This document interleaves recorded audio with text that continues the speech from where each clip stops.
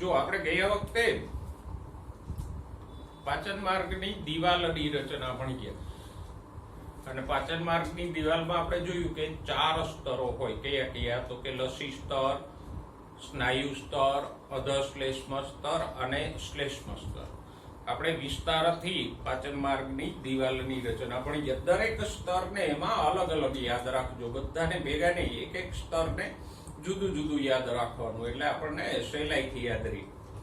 કારણ કે ધોરણ 11માં તમારે થિયરીનું ખાસ મહત્વ નથી, એટલે જેટલું નાના નાના મુદ્દાઓથી યાદ રાખો એટલું સહેલાઈથી યાદ રહે. કોઈ પણ લાંબો પ્રશ્ન હોય તો એને 3-4 અલગ અલગ ભાગમાં કે મુદ્દામાં યાદ રાખવાનો, એટલે આપણને ઈઝીલી યાદ રહે અને એમાંથી MCQ સહેલાઈથી આવડી જાય. બરાબર. આજે આગળ જઈએ. પાચક ગ્રંથિઓ. અત્યાર સુધી આપણે પાચન માર્ગની રચના મુખથી લઈ અને મળદ્વાર સુધી ભણી ગયા. પછી પાચન માર્ગની દિવાલની રચના પણ ભણી ગયા. હવે પાચક ગ્રંથિઓ. જો તમને યાદ હોય તો આપણે પાચન તંત્રના 2 ભાગો પાડ્યા હતા, પાચન માર્ગ અને પાચક ગ્રંથિઓ. અહીંયા આપણે એક નાનકડો ચાર્ટ દોર્યો હતો. પાચન માર્ગમાં આપણે મુખથી મળદ્વાર સુધીના ભાગોનો સમાવેશ કરીએ, જ્યારે પાચક ગ્રંથિઓમાં 3 ગ્રંથિઓ આપણે લેતા હતા. કઈ? યકૃત, સ્વાદુપિંડ અને લાળ ગ્રંથિઓ. પાચક ગ્રંથિઓ કોને કહેવાય એની વ્યાખ્યા જરા ફરીવાર યાદ કરી લઈએ. તો કે એવી ગ્રંથિઓ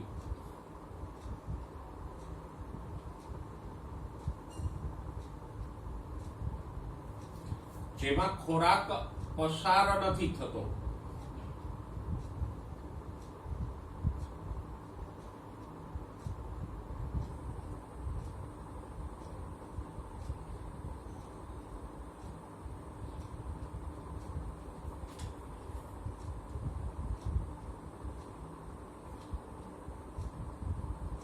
પણ આ ગ્રંથિઓનો સ્ત્રાવ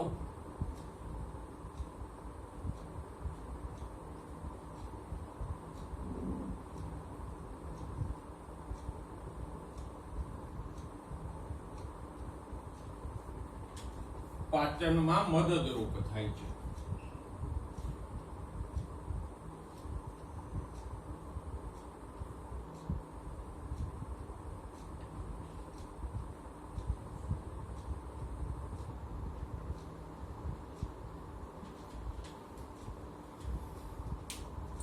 તો પાચક ગ્રંથિઓ 3 છે, પણ એકેયની અંદર ખોરાક દાખલ નથી થતો. જેમ કે લાળ ગ્રંથિઓ છે અહીંયા આવેલી હોય આ મુખ ગુહાની દિવાલમાં, એટલે કે ગાલની અંદર, તો એની અંદર ખોરાક જતો નથી લાળ ગ્રંથિમાં, એટલે એમાં ખોરાક પસાર નથી થતો. પણ લાળ ગ્રંથિઓનો સ્ત્રાવ છે એ મુખમાં આવે અને પાચનમાં મદદરૂપ થાય છે. તો એવી ગ્રંથિઓ જેમાંથી ખોરાક પસાર નથી થતો પણ એ ગ્રંથિનો સ્ત્રાવ પાચનમાં મદદરૂપ થાય, તો એ ગ્રંથિઓને શું કહીએ આપણે? પાચક ગ્રંથિઓ. પાચક ગ્રંથિઓ 3 છે. નંબર 1 લાળ ગ્રંથિઓ,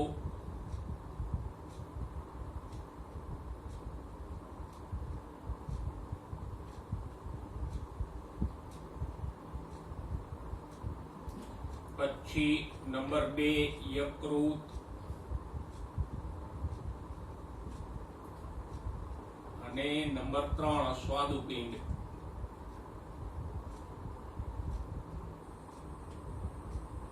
તો મનુષ્યમાં કઈ કઈ પાચક ગ્રંથિઓ આવેલી છે? લાળ ગ્રંથિ, યકૃત અને સ્વાદુપિંડ. આ ત્રણેયને પાચક ગ્રંથિઓ અથવા સહાયક પાચક ગ્રંથિઓ કહેવાય. કારણ કે પાચનમાં મદદરૂપ છે ને, એટલે મદદ કરે છે, એટલે સહાયક પાચક ગ્રંથિઓ પણ કહેવાય. કઈ કઈ છે? પાછું એકવાર, લાળ ગ્રંથિઓ, યકૃત અને સ્વાદુપિંડ. આ ત્રણેય સહાયક પાચક ગ્રંથિઓ છે. એક એકને જોઈ લઈએ. સૌથી પહેલા વાત કરીએ લાળ ગ્રંથિઓની.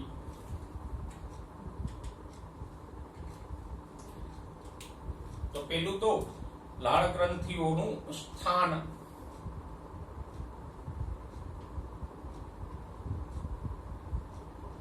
લાળ ગ્રંથિઓ ક્યાં હોય તો કે મુખ ગુહાની દિવાલમાં હોય.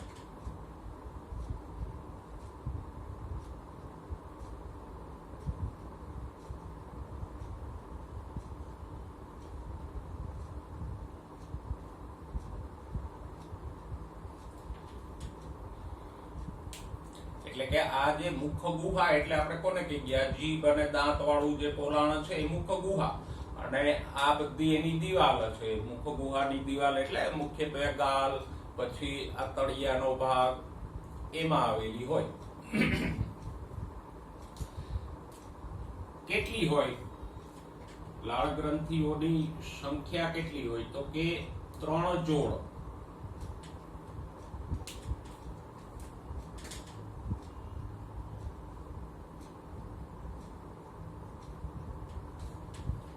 કઈ 3 જોડ હોય તો કે એક જોડ છે એ ઉપકર્ણ ગ્રંથિ છે.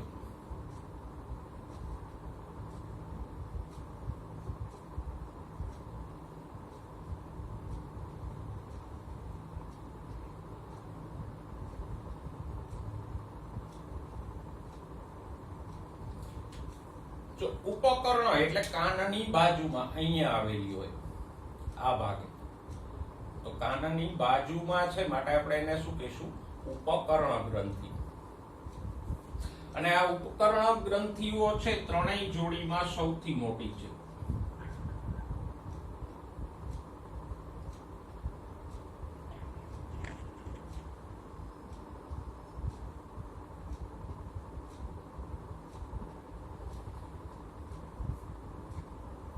પછી બીજી જોડ છે અધોહનું.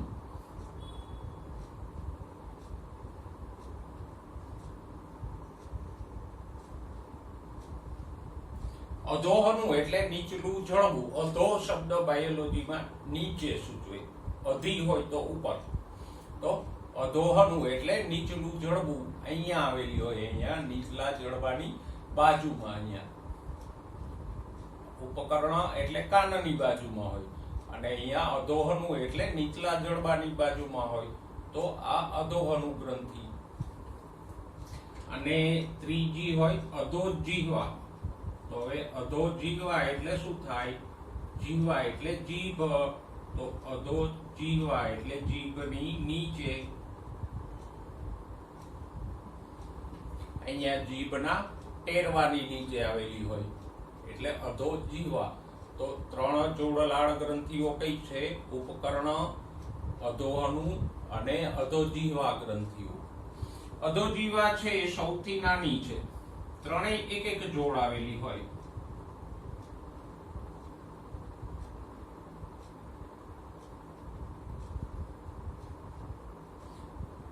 એમાંથી ઉપકર્ણ ગ્રંથિઓ છે સૌથી મોટી છે અને અધોજીહ્વા સૌથી નાની ગ્રંથિઓ છે.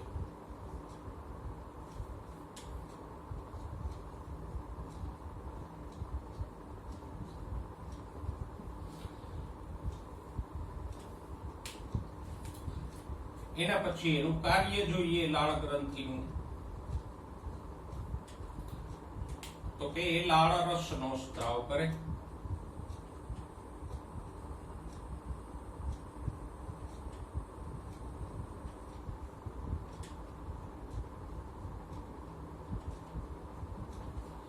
લાળ રસ એટલે તો કે એ લાળ રસ છે, બીજું કઈ અઘરું નથી. થૂંક જેને આપણે કહીએ એ લાળ રસ.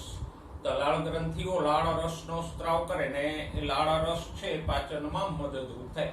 હવે લાળ રસ કેવો હોય, એમાં કયા કયા ઘટકો હોય અને કેવી રીતે પાચનમાં ઉપયોગી છે એ આપણે આગળ પાચનની ક્રિયામાં જોઈશું. અત્યારે ખાલી આપણે લાળ ગ્રંથિઓનો જ પરિચય મેળવો છે. લાળ રસ અને એનું કાર્ય આગળ આપણે જોઈશું. તો પહેલી પાચક ગ્રંથિ આપણે જોઈ કઈ, લાળ ગ્રંથિ. ક્યાં હોય, મુખ ગુહાની અંદર નહીં, મુખ ગુહાની દિવાલમાં હોય. બરાબર, આમાં ક્યાં અંદર હોતી નથી, આ દિવાલની અંદર હોય. કેટલી હોય, 3 જોડી એટલે કે 6 હોય. કઈ 3 જોડી છે તો કે ઉપકર્ણ ગ્રંથિ, અધોહનું ગ્રંથિ અને અધોજીહવા ગ્રંથિ. ઉપકર્ણ ગ્રંથિ ક્યાં હોય? અહીંયા કાનની બાજુમાં હોય. અધોઅનુ ગ્રંથિ અહીંયા નીચલા જડબા પાસે હોય અને અધોજીહવા ગ્રંથિ અહીંયા જીભના ટેરવા નીચે હોય. બરાબર. અને લાળ ગ્રંથિઓમાં સૌથી મોટી કઈ છે? તો કે ઉપકર્ણ ગ્રંથિ સૌથી મોટી છે. સૌથી નાની લાળ ગ્રંથિ કઈ છે? તો કે અધોજીહવા સૌથી નાની લાળ ગ્રંથિ છે. અને લાળ ગ્રંથિનું કાર્ય તો આપણે જાણીએ છીએ, લાળ રસનો સ્ત્રાવ કરે. તો આપણે પહેલી પાચક ગ્રંથિ લાળ ગ્રંથિઓનો પરિચય મેળવો. હવે બીજી પાચક ગ્રંથિ જોઈએ, યકૃત. એ પણ સહાયક પાચક ગ્રંથિ છે. અને યકૃત માટે એક ખાસ વિશેષતા એ છે કે શરીરની સૌથી મોટી ગ્રંથિ છે.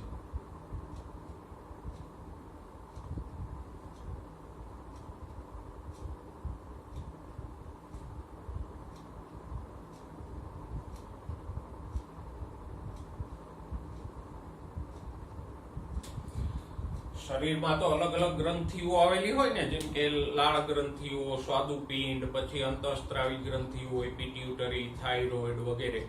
તો શરીરમાં જેટલી કઈ ગ્રંથિઓ છે બધામાં સૌથી મોટી હોય તો કોણ છે? યકૃત. જો એનું વજન જોઈને જ આપણને ખબર પડે કે કેટલી મોટી છે. યકૃતનું વજન કેટલું છે? તો કે 1.2 થી 1.5 ગ્રામ, સોરી કિલોગ્રામ.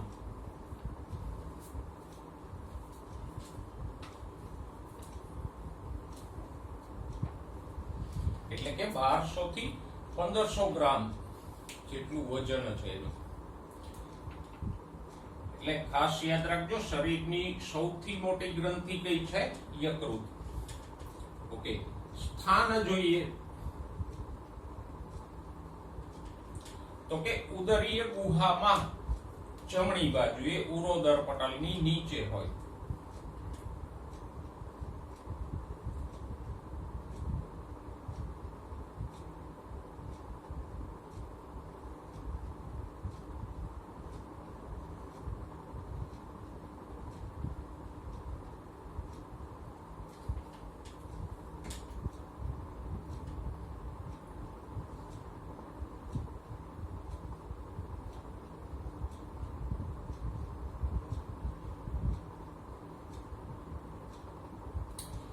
હવે ઉદર ગુહા કોને કહેવાય? તો કે આ પેટનું પોલાણ છે ને આપણે ઉદર ગુહા કહીએ. અને અહીંયા ઉરોદર પટલ આવેલો હોય એ પણ આપણે ગયા વખતે શરીર ગુહાની આકૃતિ દોરીને જોઈ ગયા હતા કે અહીંયા ઉરોદર પટલ હોય. આ બાજુએ ડાબી બાજુએ જઠર હોય અને જઠરની બાજુમાં અહીંયા ઉરોદર પટલની તરત નીચે જમણી સાઈડે યકૃત આવેલું હોય અહીંયા, જેને આપણે લીવર પણ કહીએ અંગ્રેજીમાં. બરાબર. લીવર એવો શબ્દ આપણે સાંભળ્યો છે. હવે યકૃતની રચના કેવી છે? તો કે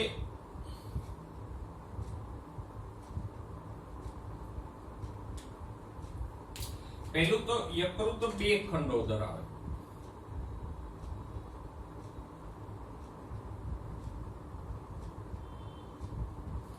અહીંયા આપણે આકૃતિ દોરીએ તો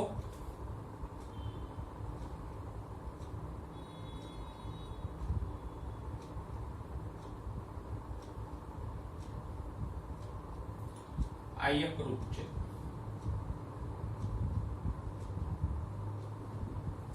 તો એમાં 2 ખંડો હોય.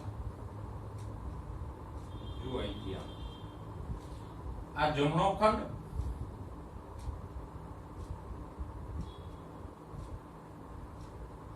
અને આ ડાબો ખંડ. જમણો ખંડ મોટો હોય, ડાબો ખંડ નાનો હોય. હવે એમ ન કહેતા કે સાહેબ જમણું આ બાજુ ન હોય, આ બાજુ હોય. આપણે સામેના માણસનું યકૃત દોરીએ એટલે સાઈડ બદલાઈ જાય ને. અને જે કઈ આકૃતિઓ આપણે દોરશું, યકૃત હોય કે હૃદય હોય, એમાં બધું જમણું છે એ ડાબા હાથે આવે ને ડાબું છે એ જમણી સાઈડ આવે. કારણ કે આપણે જે આકૃતિ દોરતા હોય એ કોની હોય? સામેવાળા વ્યક્તિની હોય. એટલે આ જમણો ખંડ અને આ ડાબો ખંડ. તો આમ યકૃત 2 ખંડો ધરાવે, ડાબો ખંડ અને જમણો ખંડ. જમણો ખંડ મોટો છે, ડાબો નાનો છે. પછી યકૃતની ફરતે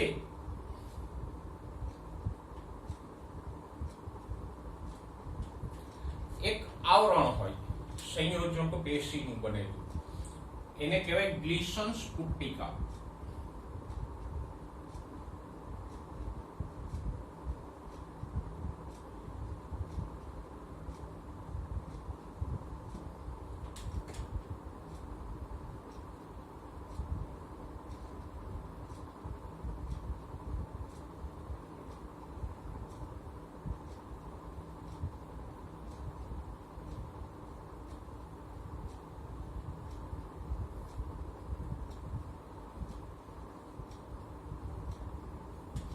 એટલે કે ગ્લિસનની કેપ્સ્યુલ કહેવામાં આવે.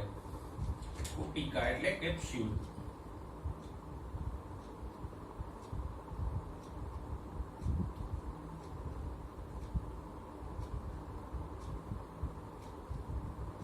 હવે એ આવરણ આપણને આમ આકૃતિમાં ન દેખાય, પણ જો પાચન માર્ગની ફરતે આવું એક આવરણ હતું ને, એને આપણે શું કહેતા હતા? લસી સ્તર. એ પણ સંયોજક પેશીનું બનેલું હતું. ત્યારે મેં કીધું હતું કે જેટલા કઈ અંદરના અંગો છે, પાચન માર્ગ હોય, યકૃત હોય, હૃદય હોય, મૂત્રપિંડ હોય, એ બધાની ફરતે એક સંયોજક પેશીનું આવરણ હોય. અને એ સંયોજક પેશીનું આવરણ એટલે કે અંતરંગીય અંગોનું આવરણ, એવું લસી સ્તરમાં શબ્દ આવ્યો હતો ને. તો જેમ પાચન માર્ગની ફરતે આવું સંયોજક પેશીનું આવરણ હતું, એને આપણે લસી સ્તર કહેતા હતા. યકૃતની ફરતે આવું સંયોજક પેશીનું આવરણ છે, એને આપણે શું કહીએ? ગ્લિસન્સ કેપ્સ્યુલ. અને આ બધા સંયોજક પેશીના આવરણોનું કામ શું છે? તો કે અંદરની પેશીઓને બાંધી રાખે. જેમ ફળની છાલ છે, ફળની પેશીઓને બાંધી રાખે, એમ આવા આવરણો સંયોજક પેશીના છે, એ પણ બાંધી રાખે. દરેક અંગની ફરતે આવશે. હૃદય ભણશું તો એની ફરતે પણ આવું આવરણ હશે. મૂત્રપિંડ ભણશું તો એની ફરતે આવું સંયોજક પેશીનું આવરણ હશે. તો પાચન માર્ગની ફરતે જે આવરણ હતું એને આપણે લસી સ્તર કહેતા હતા. યકૃતની ફરતે જે સંયોજક પેશીનું આવરણ છે એને શું કહીએ આપણે? ગ્લિસન્સ કેપ્સ્યુલ. બરાબર. ઓકે, આગળ વધીએ. યકૃતની આંતરિક રચના કેવી હોય? તો કે યકૃતમાં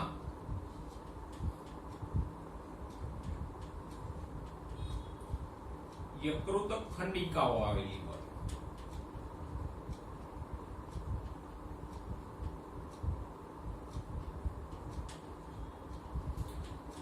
યકૃતની અંદર ઘણા બધા કોષોના સમૂહો હોય. નાના કોષોના સમૂહો હોય, અસંખ્ય. એને શું કહેવાય? યકૃત ખંડિકાઓ. અને આ યકૃત ખંડિકાઓ યકૃતનો રચનાત્મક અને ક્રિયાત્મક એકમ છે.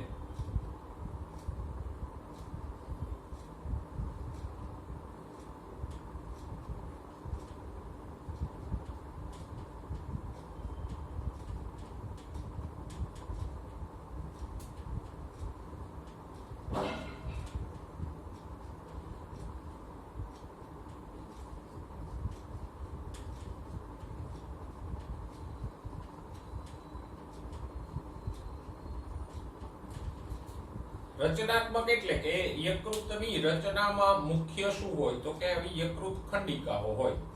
જેમાં આ દિવાલનો રચનાત્મક એકમ શું છે? ઈંટ. કારણ કે દિવાલની રચના શેનાથી થઈ છે? ઈંટથી. તો ઈંટ છે દિવાલનો રચનાત્મક એકમ થયો. તો આમ યકૃતની રચના પણ આવી યકૃત ખંડિકાઓથી થઈ. ઘણી બધી યકૃત ખંડિકાઓથી યકૃત બનેલું હોય. એટલે યકૃતનો રચનાત્મક એકમ યકૃત ખંડિકા. ક્રિયાત્મક એકમ યકૃતનું જે કાર્ય છે, યકૃતનું કાર્ય શું છે? પિત્તરસનો સ્ત્રાવ કરવાનો. તો એ પણ કોણ કરે છે? આ ખંડિકાઓ. એટલે યકૃતની રચના આ ખંડિકાઓથી થાય છે અને યકૃતનું કાર્ય પણ આ યકૃત ખંડિકાઓ કરે. એટલે યકૃત ખંડિકાઓ યકૃતનો કેવો એકમ છે? રચનાત્મક અને ક્રિયાત્મક એકમ છે. તો યકૃતનો રચનાત્મક અને ક્રિયાત્મક એકમ કયો થયો? યકૃત ખંડિકાઓ. બરાબર.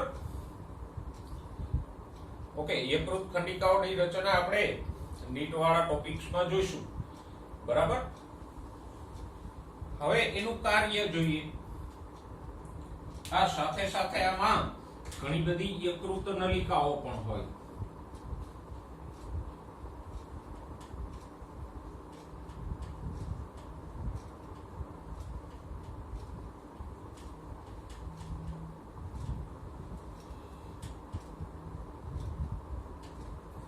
એ પિત્તરસનું વહન પણ કરે. ને યકૃતનું કાર્ય શું છે તો કે યકૃત છે એ પિત્તરસનો સ્ત્રાવ કરે.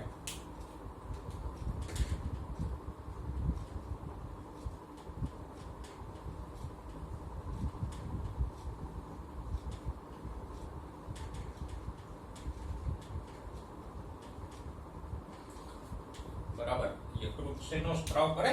પિત્તરસનો સ્ત્રાવ કરશે.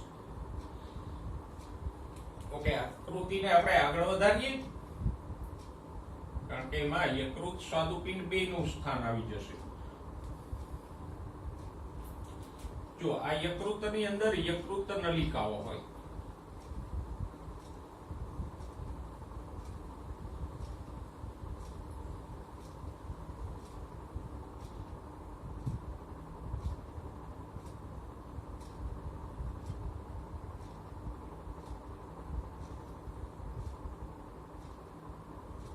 દરેક યકૃત ખંડિકા સાથે આવી યકૃત નલિકા જોડાયેલી હોય એટલે યકૃત ખંડિકા જે પિત્તરસનો સ્ત્રાવ કરે એ પિત્તરસ આ નલિકાઓ દ્વારા વહન પામે.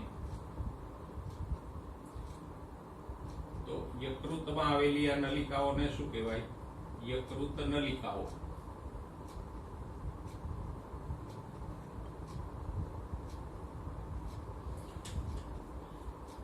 અને આ યકૃત નલિકા છે એ બધી નલિકાઓ ભેગી થઈ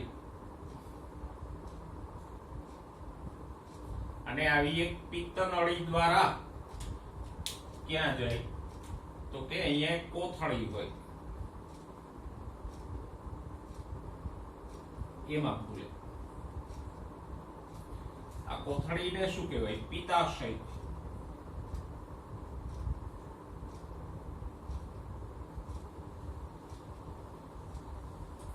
તો યકૃત નલિકાઓ યકૃતના પિત્તરસને ક્યાં લઈ જાય? આ પિત્તાશયમાં લઈ જાય. યકૃતની બાજુમાં એક નાનકડી કોથળી હોય એમાં આ પિત્તરસનો સંગ્રહ થાય. બરાબર કે જો આ પિત્તાશય એટલે પેલું પિત્તાવાળું પિત્તાશય નહીં, આ પિત્તનો સંગ્રહ કરે છે એટલે પિત્તાશય. હો, પછી એમ ન કહેતા કે પિત્તાશય તો ભણાયું પણ માતાશય તો ન ભણાયું તમે. એટલે આ પિત્તનો સંગ્રહ કરે છે એટલે આ કોથળીને નામ શું આપ્યું? પિત્તાશય. તો યકૃતનો પિત્તરસ ક્યાં સંગ્રહાય? પિત્તાશયમાં સંગ્રહાય.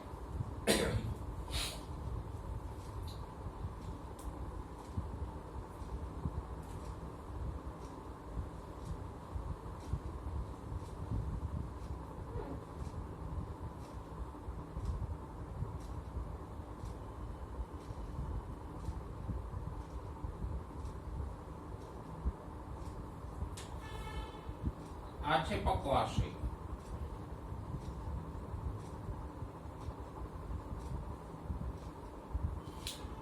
અને પક્વાશયની આગળ શું આવેલું હોય? જઠર.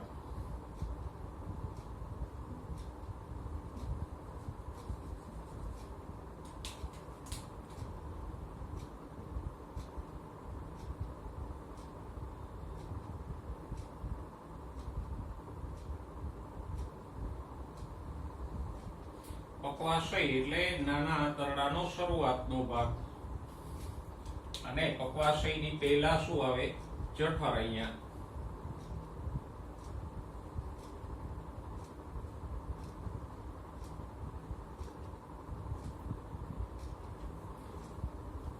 તો આપણે યકૃત વિશે વાત કરી કે બીજી પાચક ગ્રંથિ કઈ છે? યકૃત. યકૃતની વિશેષતાઓ કઈ કઈ છે? તો કે યકૃત શરીરની સૌથી મોટી ગ્રંથિ છે. એ મોટી કેટલી છે તો કે એનું વજન કેટલું છે તો કે 1.2 થી 1.5 કિલોગ્રામ જેટલું. એટલે 1200 થી 1500 ગ્રામ. હો, આવું ઝીણું ઝીણું યાદ રાખવું, કારણ કે ઘણીવાર આપણે વાંચ્યું 1.2 થી 1.5 કિલોગ્રામ, પછી MCQ માં આપી દે 1200 થી 1500 ગ્રામ, તો આપણે પછી પરીક્ષાના ટેન્શનમાં કન્ફ્યુઝ થઈ જાય. સ્થાન ક્યાં છે તો કે ઉદર ગુહામાં જમણી બાજુએ, અહીંયા જે ઉરોદર પટલ હોય એની તરત નીચે. રચના કેવી છે તો કે યકૃતમાં 2 ખંડો હોય. આ મોટો જમણો ખંડ અને નાનો ડાબો ખંડ. એની ફરતે જે આવરણ હોય યકૃતની એને શું કહેવાય? ગ્લિસન્સ પુટ્ટિકા કે ગ્લિસન્સ કેપ્સ્યુલ. એ સંયોજક પેશીનું આવરણ છે અને એ યકૃતની અંદરની પેશીઓને જકડી રાખે, બાંધી રાખે. તો યકૃતની ફરતે કયું આવરણ હોય? ગ્લિસન્સ કેપ્સ્યુલ નામનું આવરણ હોય અને એ ગ્લિસન્સ કેપ્સ્યુલ શેનું બનેલું છે? સંયોજક પેશીનું. ઓકે. યકૃતની રચના શેનાથી થાય? તો કે અસંખ્ય યકૃત ખંડિકાઓ ભેગી મળી અને યકૃતની રચના કરે. એટલે યકૃત ખંડિકાઓને આપણે શું કીધું? યકૃતનો રચનાત્મક અને ક્રિયાત્મક એકમ. તો યકૃતનો રચનાત્મક અને ક્રિયાત્મક એકમ કયો છે? યકૃત ખંડિકાઓ.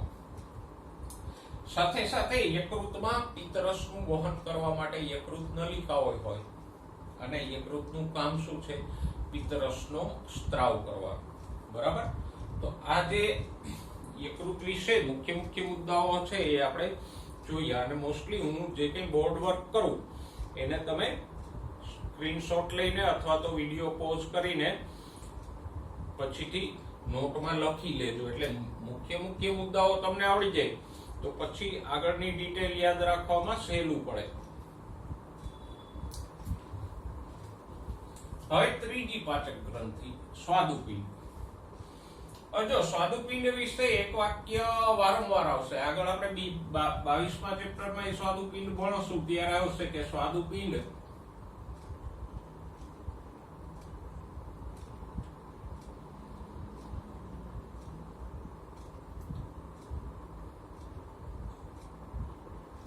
કે અંતઃસ્ત્રાવી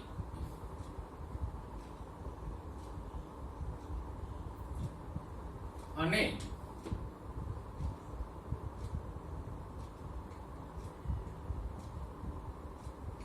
બહિસ્ત્રાવી ગ્રંથિ છે.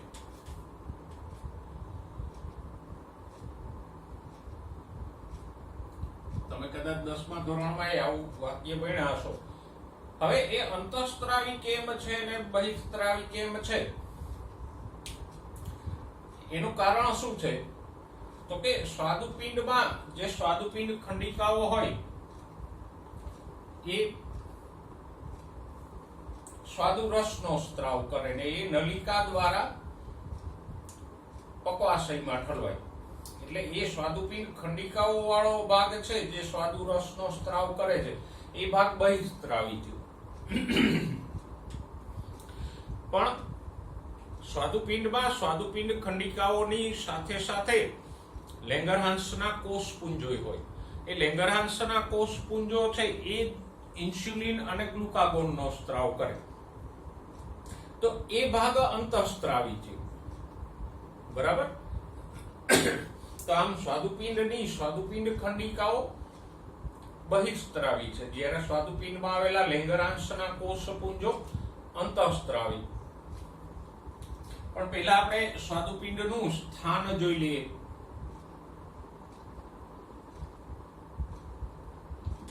સ્વાદુપિંડ ક્યાં આવેલો હોય? તો કે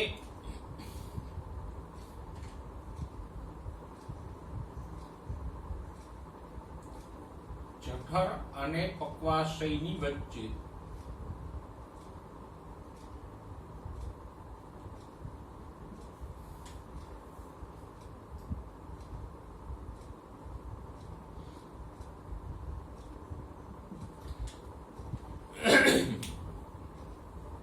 અહીંયા આ જઠર છે, આ પક્વાશય છે. તો જઠર અને પક્વાશયની વચ્ચે આપણે ભણી ગયા જે યુ આકારનો ભાગ બને, આડા યુ જેવો, એમાં અહીંયા સ્વાદુપિંડ આવેલું હોય.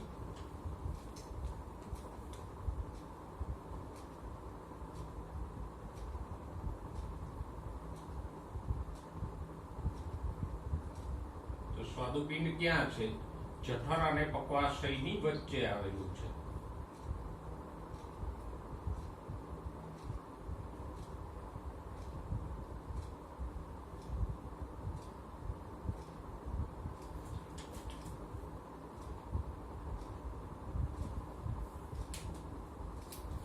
હવે એની રચના થોડીક જોઈ લઈએ.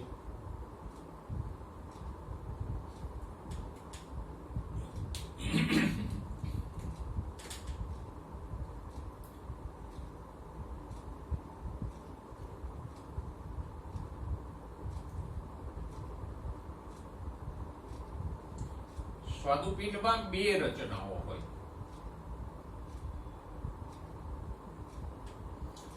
એક હોય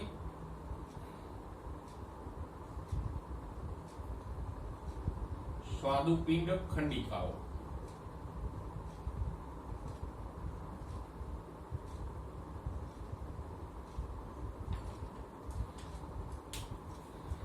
એક એવી છે તો કે સ્વાદુપિંડ ખંડિકાઓ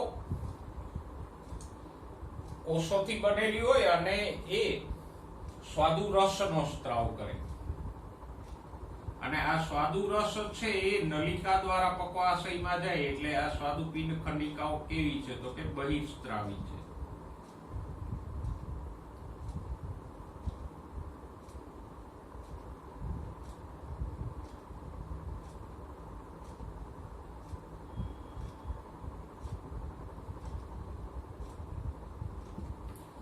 અને સ્વાદુ રસ કેવો છે તો કે બેઝિક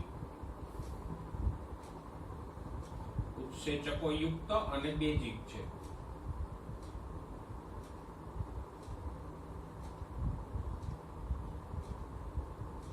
આલ્કલાઇન એટલે આપણે કહી શકીએ કે આ સ્વાદુપિંડ ખંડિકાઓ જે સ્વાદુ રસનો સ્ત્રાવ કરે છે એ બહિર્સ્ત્રાવી છે. અને બીજી રચના સ્વાદુપિંડમાં હોય લેંગરહાન્સના કોષપુંજો. કોના કોષપુંજો? લેંગરહાન્સના કોષપુંજો. પુંજ એટલે સમૂહ, કોષપુંજ એટલે કોષોનો સમૂહ. તો આવા કોષોના સમૂહ હોય એને આપણે લેંગરહાન્સના કોષપુંજ કહીએ. આ લેંગરહાન્સના કોષપુંજો છે એ અંતઃસ્ત્રાવી છે.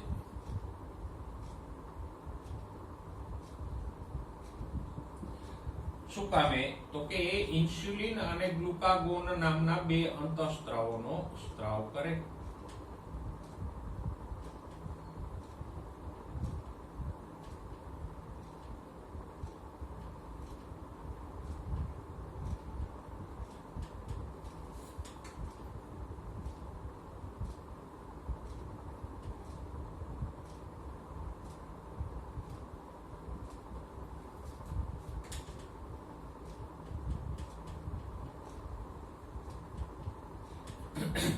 તો જુઓ સ્વાદુપિંડ ડબલ કામ કરે છે. એક તો એની સ્વાદુપિંડ ખંડિકાઓ સ્વાદુ રસનો સ્ત્રાવ કરે છે અને એ સ્વાદુપિંડ ખંડિકાઓ બહિર્સ્ત્રાવી ભાગ છે, જ્યારે એમાં આવેલા લેંગરહાન્સના કોષપુંજો ઇન્સ્યુલિન અને ગ્લુકાગોન જેવા અંતઃસ્ત્રાવોનો સ્ત્રાવ કરે છે એટલે એક ભાગ અંતઃસ્ત્રાવી છે.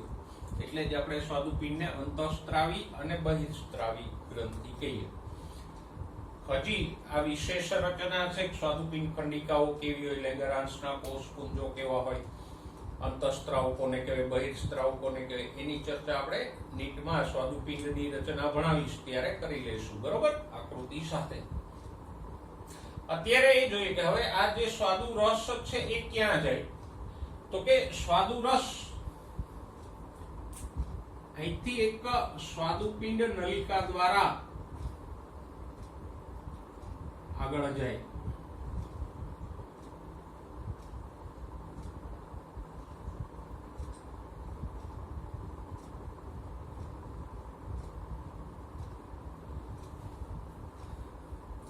પણ હવે આ સીધી આ નલિકા પક્વાશયમાં નહીં ખુલે. અહીંથી આમ સામાન્ય પિત્ત નળી આવે. ક્યાંથી આવે તો કે પિત્તાશયમાંથી.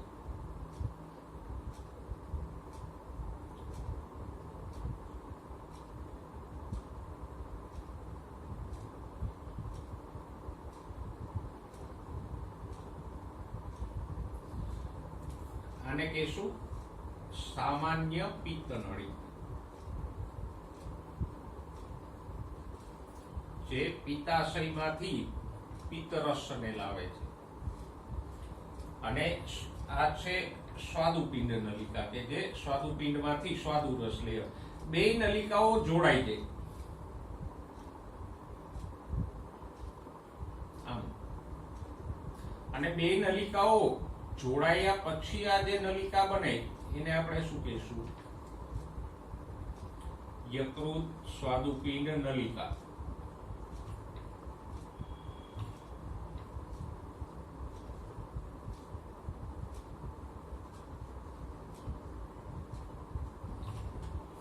યકૃત સ્વાદુપિંડ નલિકા કેવી રીતે બને? તો કે સામાન્ય પિત્ત નળી જે પિત્તાશયમાંથી આવે છે વત્તા સ્વાદુપિંડ નલિકા.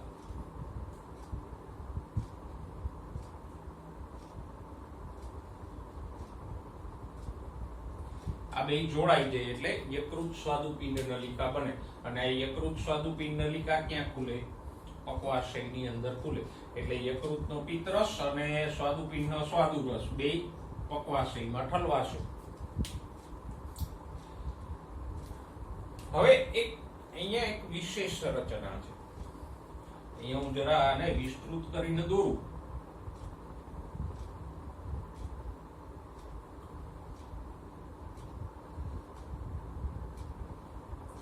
તો આ સ્વાદુપિંડ નલિકા છે અને આ પિત્તાશયમાંથી આવતી પિત્ત નળી છે.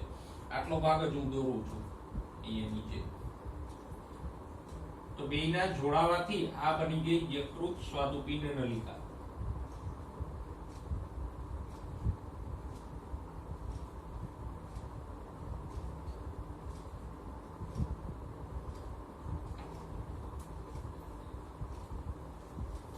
અને આ યકૃત સ્વાદુપિંડ નલિકા પક્વાશયમાં ખુલે. આ પક્વાશય.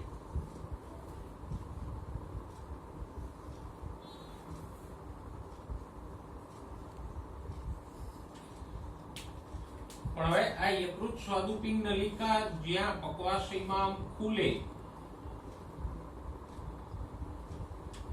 ત્યાં પણ એક વાલ્વ આવેલો હોય, મુદ્રિકા જેવા વાલ્વ પેલો જઠર નળી વચ્ચે હતો, પછી જઠર પક્વાશય વચ્ચે જે મુદ્રિકાઓ હતી એવી મુદ્રિકા અહીંયા પણ હતી હોય.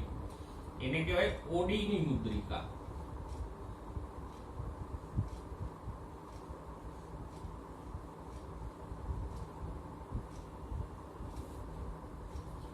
તો પેલું તો એ કે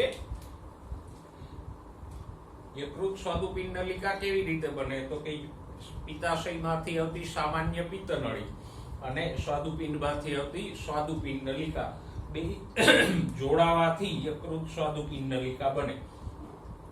બીજું, યકૃત સ્વાદુપિંડ નલિકા ક્યાં ખુલે? પક્વાશયમાં. અને ત્રીજું, પક્વાશયમાં જ્યાં યકૃત સ્વાદુપિંડ નલિકા ખુલે ત્યાં કયો વાલ્વ હોય? તો કે ત્યાં ઓડીની મુદ્રિકા કે ઓડીનો વાલ્વ આવેલો હોય. તો આમ ઓડીનો વાલ્વ કે ઓડીની મુદ્રિકા ક્યાં હોય? યકૃત સ્વાદુપિંડ નલિકા ઉપર હોય. તો આપણે સ્વાદુપિંડ વિશે ચર્ચા કરી અને ત્રણેય પાચક ગ્રંથિઓ આપણે અહીંયા પૂરી કરી. હવે જુઓ, પાચનની ક્રિયા. આપણે પાચન તંત્રની રચના ભણી ગયા, એમાં પાચન માર્ગની રચના ભણ્યા, પાચક ગ્રંથિઓની રચના ભણ્યા. હવે પાચનની ક્રિયા ઉપર જઈએ. એટલે અત્યાર સુધી ચેપ્ટરમાં આપણે ભણ્યા એ પાચન તંત્રની રચના હતી. હવે પાચન તંત્રનું કાર્ય જોઈએ. બરાબર? કે પાચન તંત્રનું કાર્ય શું છે? પાચન કરવાનું. પણ એ પાચનની ક્રિયા કેવી રીતે થાય છે? તો પહેલી વાત તો એ કે પાચન બે રીતે થાય.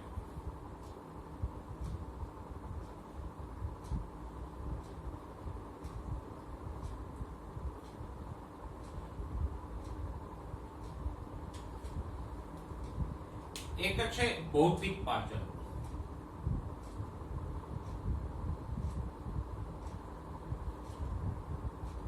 અથવા એને યાંત્રિક પાચન પણ કહેવાય.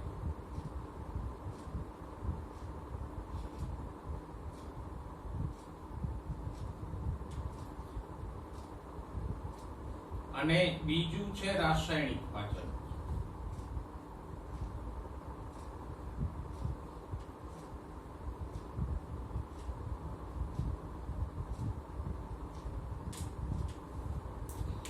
ખોરાકનું પાચન આ બે રીતે થશે અને બે રીતે સાથે સાથે જ થશે. વારાફરતી નહીં થાય કે પેલા ભૌતિક પાચન થઈ જાય ને પછી રાસાયણિક પાચન થાય. ના, બે પ્રક્રિયાઓ સાથે સાથે જ થશે. પહેલા આપણે એ વાત કરીએ, ભૌતિક પાચન કોને કહેવાય? તો કે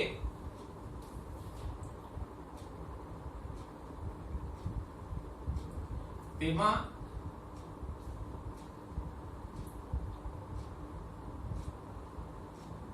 ખોરાકનું ભૌતિક સ્વરૂપ બદલાય.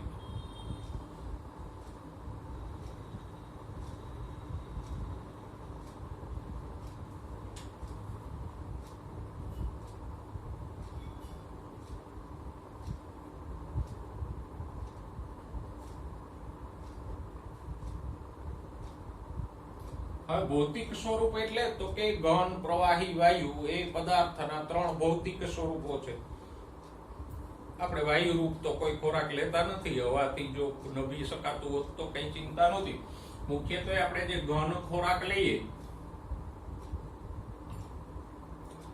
એનું પ્રવાહી સ્વરૂપમાં રૂપાંતરણ થાય તો એને શું કહેવાય? ભૌતિક પાચન. કેવી રીતે ઘનમાંથી ખોરાક પ્રવાહી થઈ જાય? તો કે મુખમાં ખોરાક ચાવીએ, પછી જઠર આંતરડામાં એક ખોરાક વલોવાય,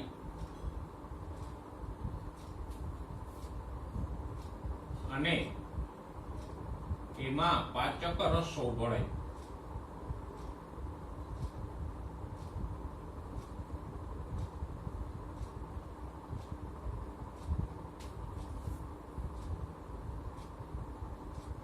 એટલે ઘન ખોરાક પ્રવાહીમાં ફેરવાય છે.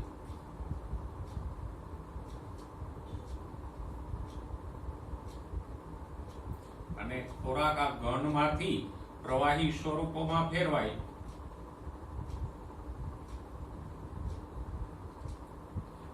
એને જ આપણે ભૌતિક પાચન કહીએ. તો ભૌતિક કે યાંત્રિક પાચન એટલે સિમ્પલ છે. ઘન સ્વરૂપનો ખોરાક હોય એ પ્રવાહી સ્વરૂપમાં ફેરવાઈ જાય એને આપણે શું કહીએ? ભૌતિક પાચન. અને કેવી રીતે ફેરવાય?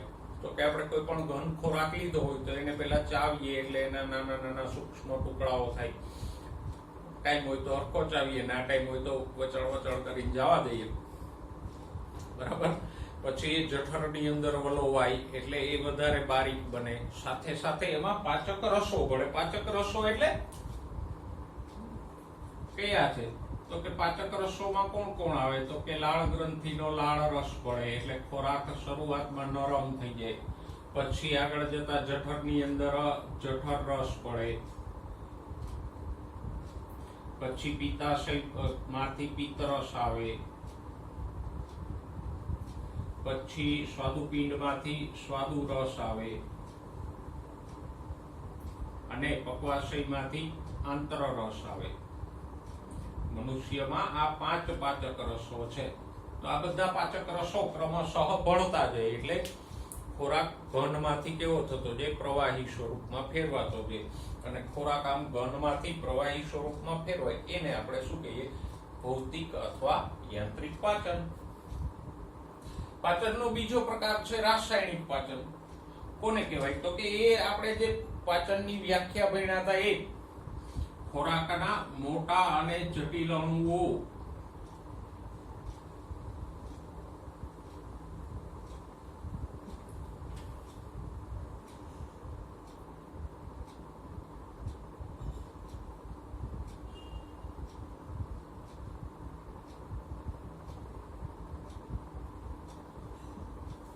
ને ઉત્સેચકો દ્વારા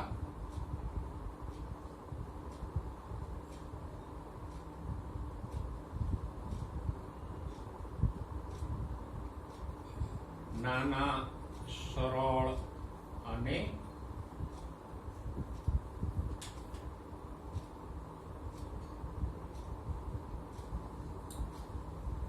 શોષી શકાય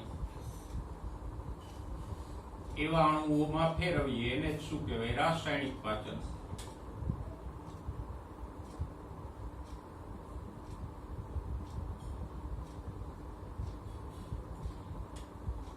ટૂંકમાં આમ પણ કહી શકીએ રાસાયણિક પાચનને ખોરાકના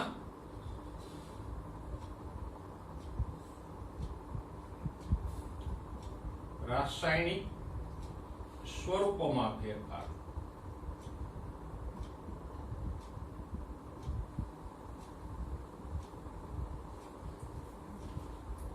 મોટા અણુઓ હોય એમાં એને તોડીને નાના અણુ બનાવો તો એ રાસાયણિક સ્વરૂપમાં ફેરફાર થયો કે નહીં. હવે જો એક ઉદાહરણથી આપણે બે ક્રિયાઓને સમજી લઈએ. દાખલા તરીકે આપણે અનાજ કે બટાકું કંઈ પણ ખાઈએ તો એની અંદર સ્ટાર્ચ હોય. હવે આ અનાજ કે બટાકા છે એ કેવા છે તો કે એક તો ઘન સ્વરૂપના છે. રોટલી ખાઈએ તો એ ઘન હોય, બરાબર. બીજું તો કે સ્ટાર્ચ છે મોટો અને જટિલ અણુ છે.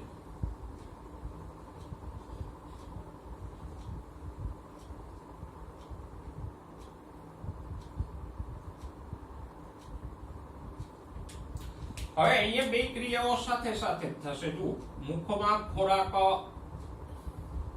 આપણે ચાવીએ એટલે થોડોક નરમ બને, એમાં લાળા રસ પડે, તો પછી આગળ જઠરમાં જઠર રસ પડે એટલે ખોરાક વધારે પ્રવાહી થાય. એનાથી આગળ પક્વાશયમાં પિત્ત રસ, સ્વાદુ રસ, આંતર રસ પડે તો ખોરાક વધારે ને વધારે પ્રવાહી થતો જાય, બરાબર. એટલે જે ઘન ખોરાક હતો એ ધીમે ધીમે પ્રવાહી થઈ. સાથે સાથે એનો રાસાયણિક સ્વરૂપમાં ફેરફાર થશે. કેવી રીતે તો કે જુઓ, ટાઇલિન કે એમાઇલેઝ નામનો ઉત્સેચક હોય એ સ્ટાર્ચ અને માલ્ટોઝમાં ફેરવે, માલ્ટોઝ નામના અણુમાં ફેરવે, અને પછી આગળ માલ્ટેઝ ઉત્સેચક છે માલ્ટોઝને શેમાં ફેરવી નાખે, ગ્લુકોઝમાં. મીનવાઇલ અહીંયા સુધી ખોરાક પ્રવાહી પણ થઈ ગયો હોય અને ગ્લુકોઝ છે એ નાનો અણુ છે.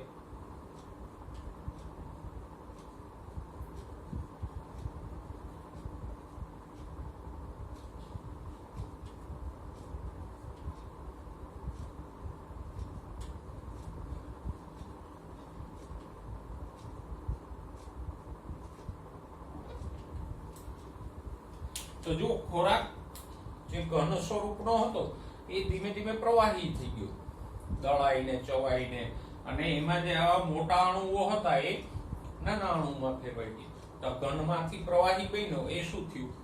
યાંત્રિક પાચન. અને આ મોટા સ્ટાર્ચ જે મોટો અણુ હતો એમાંથી ગ્લુકોઝના નાના અણુઓ છૂટા પડી ગયા તો એ શું થયું? રાસાયણિક પાચન. તો આમ આપણા પાચન માર્ગમાં આ બે પ્રકારે પાચન થાય, ભૌતિક પાચન અને રાસાયણિક પાચન. સહેલી છે બેની વ્યાખ્યા. ભૌતિક પાચન એટલે ખોરાક ઘનમાંથી પ્રવાહી થાય એ ભૌતિક પાચન, અને એના રાસાયણિક સ્વરૂપોમાં ફેરફાર થાય એટલે કે જે મોટા અણુ હતા એમાંથી આવા નાના અણુ બને, છૂટા પડે, એને શું કહેવાય? રાસાયણિક પાચન. બધાનું આવું થશે. પ્રોટીન મોટો અણુ છે તો એમાંથી એમિનો એસિડ નામના નાના અણુ છૂટા પડશે. એ આખી પ્રક્રિયા આપણે આગળ ભણશું. આ બે રીતે પાચન થાય, અને બે પ્રક્રિયા સાથે સાથે જ થાય. ભૌતિક પાચન થતું જાય, સાથે સાથે રાસાયણિક પાચન થાય. જેમ કે મુખ ગુહામાં આપણે ખોરાકને ચાવી દળીને નરમ બનાવીએ, બરાબર, એ ભૌતિક પાચન થયું.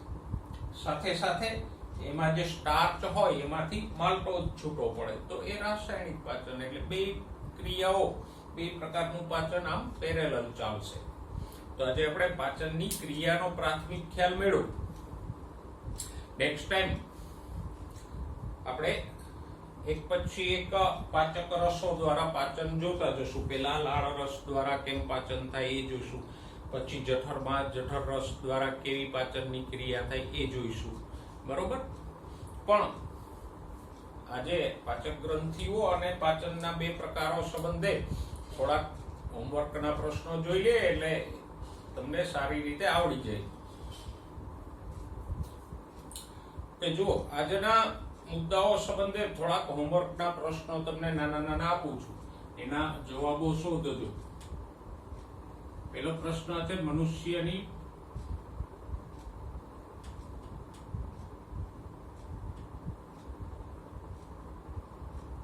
પાચક ગ્રંથિઓ એટલે શું?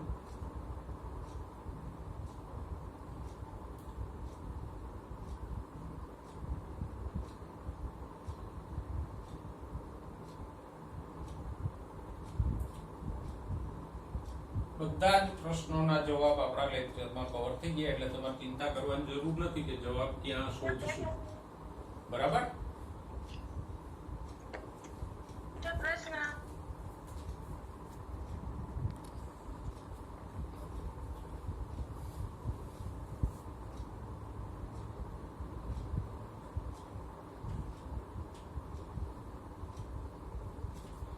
મનુષ્યની પાચક ગ્રંથિઓના નામ જણાવો.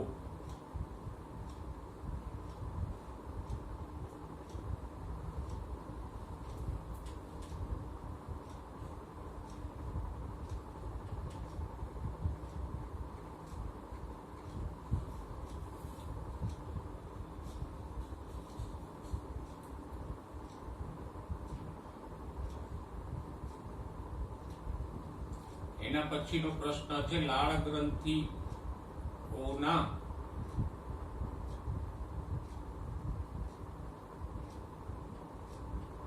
નામ આપો. 3 જોડ લાળ ગ્રંથિ આપણે જોઈએ, એના નામ આપો. પછી સૌથી મોટી લાળ ગ્રંથિ કઈ છે?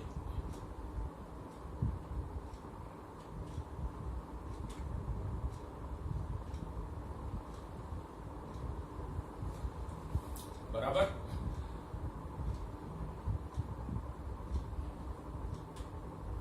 એના પછી શરીરની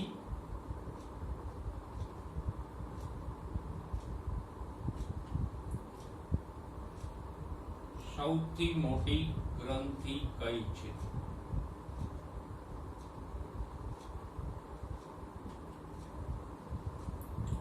નેક્સ્ટ ક્વેશ્ચન.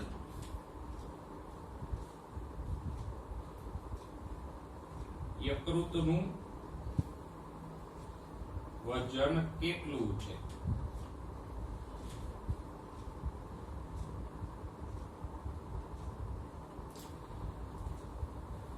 ઓકે, યકૃત ફરતે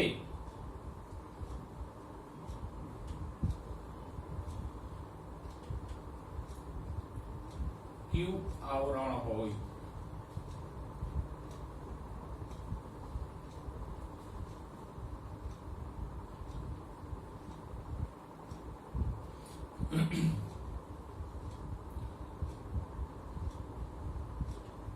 એના પછી યકૃતનો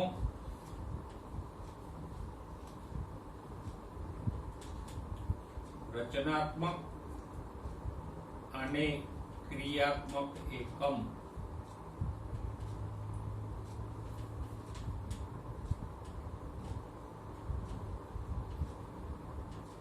કયો છે?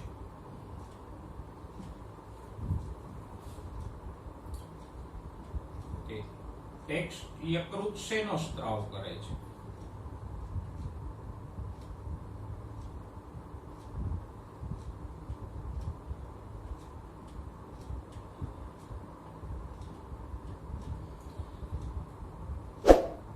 એના પછીનો પ્રશ્ન,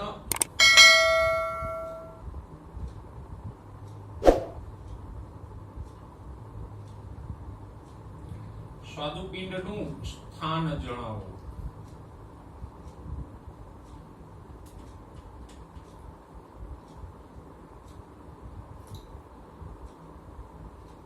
એના પછીનો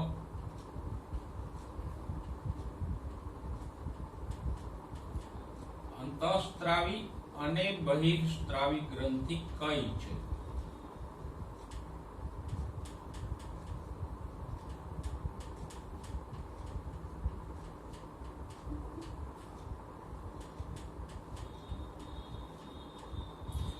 કે કઈ ગ્રંથિ અંતઃસ્ત્રાવી છે અને બહિર્સ્ત્રાવી છે? નેક્સ્ટ.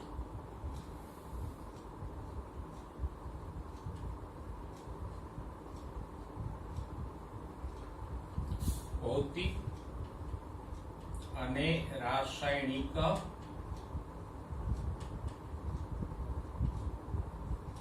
પાચનની વ્યાખ્યા આપો.